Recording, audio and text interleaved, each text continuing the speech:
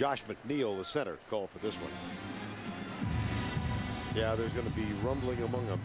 Well, there was last year, too. Remember when they got beat down, was it by Alabama or Georgia? Which one? Alabama? Yes. And they won their last 5 games and went to the SEC championship. So, you know, they got to fight through it. Crompton completes it out on the right side. Well, Tennessee's schedule, we'll see them again next week down in Auburn. They opened at UCLA. They were in control of that game until the last 10 minutes and wound up losing in overtime. One at home against UAB. They're trailing in this one. They've got Northern Illinois here, then at Georgia. A big game with Mississippi State and Alabama. Second down at 17. Crompton back. Hit. Fires it nice as play. it's going down. Yeah, yes. nice play. That's Arian Foster who made the grab. And that's a gain of 15. And Major Wright, number 21, made the tackle. Joe Hayden lost a shoe. The one thing that sticks out to me for Florida, however, from their 2006 national championship team is, besides Jermaine Cunningham right there, they do not have that bevy of defensive linemen that just attacked everybody in this conference. There's Cunningham, who I think has got experience with 15 starts, and practically nobody else. Florida's called time, and Joe Hayden did more than step out of his shoe. He's limping. He might have injured a foot or an ankle. So time called, Gators.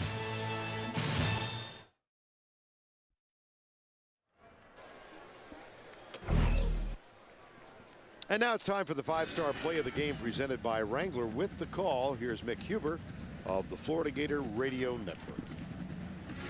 James running up, making the catch, and James to the 25. James breaks a tackle at the 27, gets to the 30. James to the 35. James to the 40. James to the 50. And there goes James at the 30. There goes James. James will go all the way for another punt return touchdown against Tennessee. He's done it again. Oh my! Brandon James has taken another one to the checkerboard. Mick Huber with the call. Brandon James with his 4th punt return for a touchdown. A brilliant outing. He's off to a great start this season. Yeah, you know what?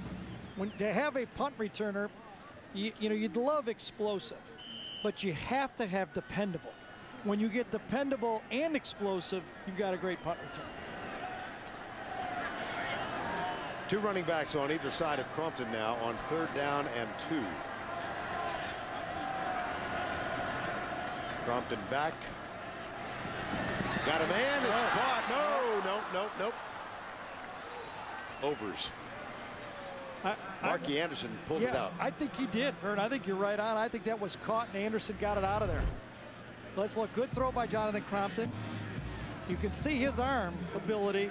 Ball was, you know, maybe at 6 inches behind, and then just basically ripped out. And nice job by Anderson that time. At the 45 on 4th and 2. Tennessee will go for it. You know, looking at that schedule for Tennessee as we wait for it down here. Their next 2 games at Auburn, at Georgia. You know, forget the one in between. Right. On 4th down, Crompton comes to his left, pulls it up. It's almost picked off. It'll go over on downs. That was Joe Hayden, whose ankle not as bad as it looked. He stays on the field. And on 4th down, the Gators are going to get it back. Going to be a tough week for Philip Fulmer. Now, either the Florida fans, again, very poorly thrown. Usually when you're running to the left and you're throwing to a player who's also going to your left, it's hard to throw behind him.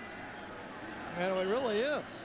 Now, will we see Tebow or will we see some of the backups? We will see Tebow at least on this series. If he runs the ball and gets hit, I may come down out of the booth or go into Dan Mullins. What do you think? Would it be justified? I think it would be. Okay. And I'd pay to watch the confrontation. 7:14 to go, the clock running, and the Gators will try and use as much of it as possible. Now Red Lobster presents today's scholar athlete, Adam Myers-White of the Tennessee Volunteers, a 3.1 grade point average. 3 straight SEC academic honor rolls. Red Lobster's commitment to the investment of our future is shown by donating $1,000 to the University of Tennessee's General Scholarship Fund. Chris Rainey is in the backfield with Tebow. And he's going to be even further in the backfield with Tebow now. Robert Ayers with the tackle. Yeah, see, Tennessee knows that Tebow's not going to run the ball. They just ain't buying it, okay? So now you play the spreads a little easier when you don't have a running quarterback. Just ask Michigan. You know, the new clock rules, look at the difference now. We're at 101 plays. Last year in a normal game, you were close to 140 plays, roughly, okay? This is going to be a decline of almost 10 to 13% of plays over the whole season. That's good news for Florida, and I'll tell you why. 3rd and 10. Here's Tebow back to throw, gets a momentary good block, and it's caught for a first down at the 32-yard line. Yep. Louis Murphy, number 9, in front of Brent Vinson, number 13. That's a gain of 20 on 3rd down and 10. Now, I think they still need some tweaking on these new rules. I think that's taking too many plays out of it. But if I was Florida, I'd be happy about it, because the less total plays, the more times you can use Tebow. In essence, Florida has one less game this year than last year, so that's less hits for Tebow. He has a bigger impact on the game, or the season. Let's put it that way. A bigger impact on the season. Time has been called. Yeah, they might review that, huh?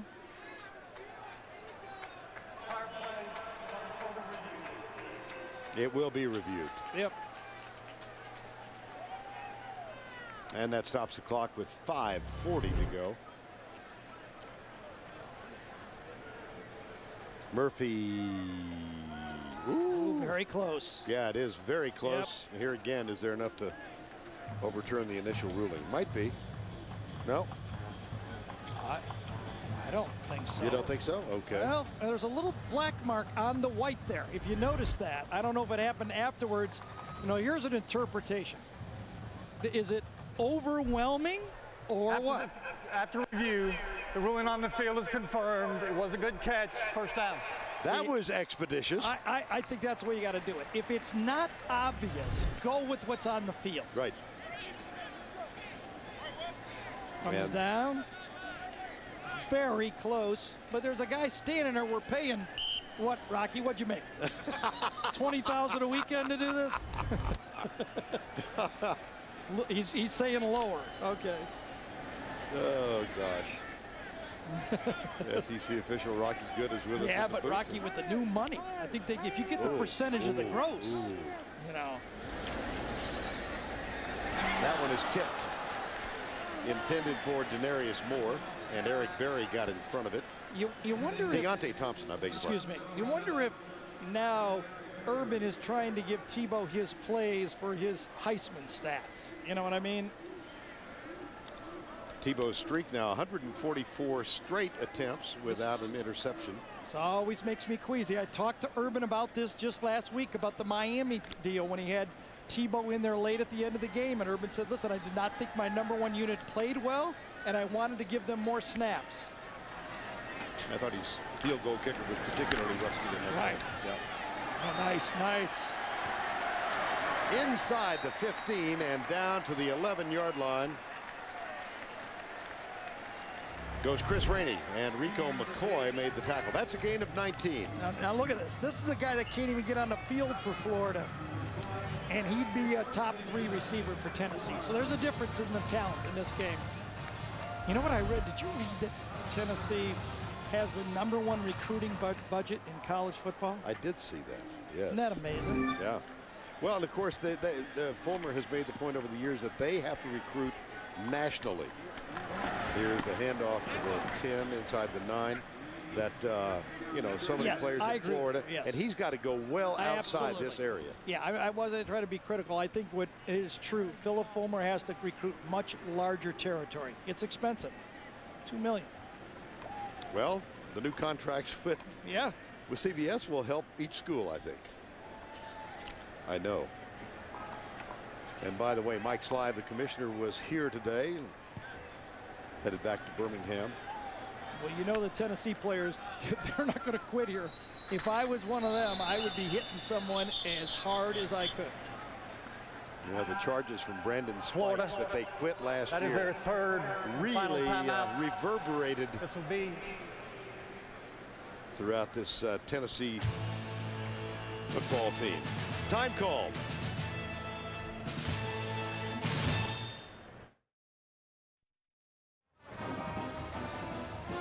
Now Neyland Stadium's taking on a semi-empty look as we await the TIAA Craft College Football Today program, and time will permit.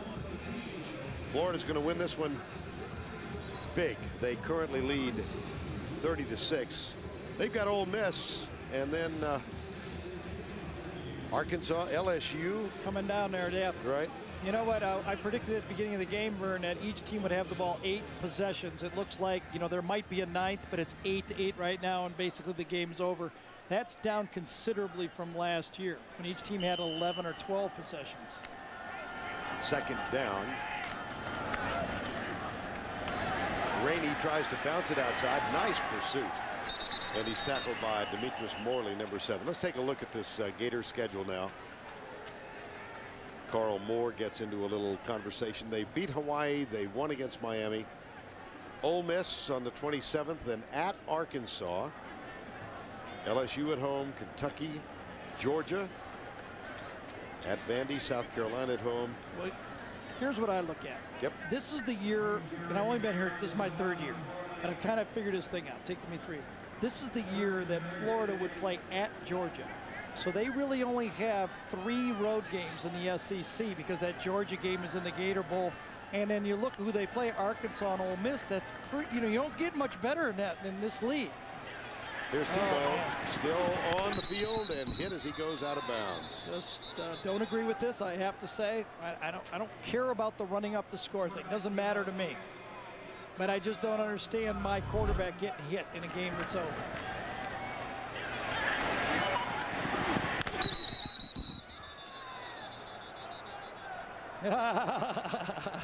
I beg your pardon. I'm sorry. Are you okay? Man. I'm surprised he didn't stop for a picture there. 4th and 4. This is a tough one. You know, whether you kick a field goal or whether you go for it, you could be accused of running it up either way. Absolutely. But with 15 in the game,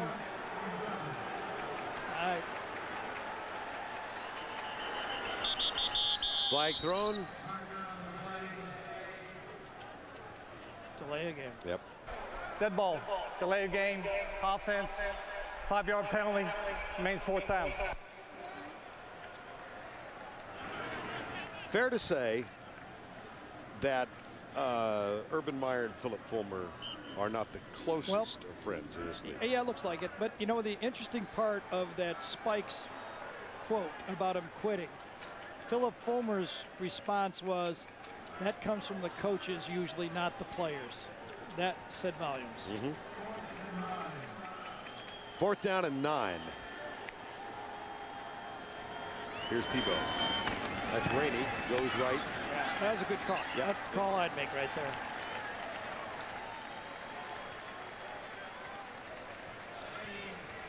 Well, the 2 men met at pregame. That passes for a fairly extensive conversation between the 2. Well, you know, I mean, they don't have beach houses together anywhere, but, you know, that's pretty cordial. Yeah. Absolutely. Well, Urban Meyer has a quarterback, and now he's building more weapons around him. He's no way, anyway, Tim Tebow gets the stats he had last year. Not even going to be close. But the offense might be more dominant than last year. Crompton hands it off to Arian Foster. And let's go down to Tracy Wolfson for more on the coach of Florida. Guys, Urban Meyer says every game, if they execute his plan to win, they will come away with the victory. Well, let's take a look. Play great defense, check. No turnovers, check. Red zone success, check. Great kicking game. I'd say they executed pretty well today. Yep. Yeah, that's 4 checks. And that's so true. When you've got a good players and you do the basics, then you win. Crompton back again. That one caught by Hardesty, and he's out to the 17-yard line. Appears he will be short of the 1st down, and it will be. Well, the whistle blew and the ball came out. Yep. Troy Epps made the hit.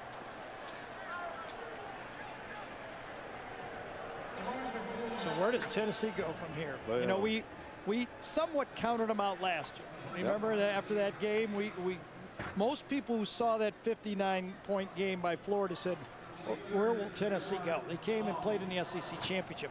Can Fulmer do it again? Well, the Vols are going to drop to 1-2, 0-1 in conference play. And they've still got to go to Georgia. Florida takes a big step. Back in the 90s, Steve Spurrier